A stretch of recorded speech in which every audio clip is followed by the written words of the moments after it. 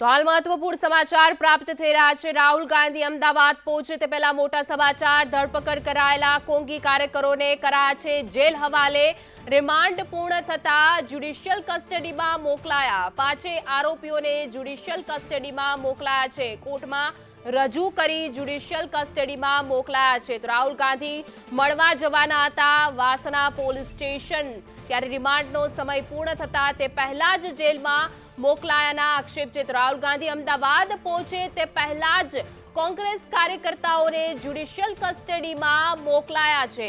આરોપીઓના remand પૂર્ણ થતા તેઓને કોર્ટમાં રજૂ કર્યા હતા, ત્યારબાદ જ્યુડિશિયલ કસ્ટડીમાં મોકલાયા છે। વહેલી સવારે આરોપીઓને કોર્ટમાં રજૂ કરવામાં આવ્યા હતા અને ત્યારબાદ જ્યુડિશિયલ કસ્ટડીમાં મોકલાયા છે। રાહુલ ગાંધી હાલ આજે ગુજરાતના પ્રવાસે છે, ત્યારે આજે લોકો કાર્યકર્તાઓની અટકાયત કરવામાં આવી છે। તેની સાથે પોલીસ સ્ટેશને જઈને મુલાકાત કરવાના હતા। તે પહેલા જ આજે તમામ આરોપીઓ કોંગ્રેસના કાર્યકર્તાઓ અને નેતાઓના કોર્ટમાં રજૂ કરવામાં આવ્યા અને જ્યુડિશિયલ કસ્ટડીમાં મોકલાયા છે। રિમાન્ડનો સમય પૂર્ણ થતા તે પહેલા જ જ્યુડિશિયલ કસ્ટડીમાં મોકલવામાં આવ્યા છે।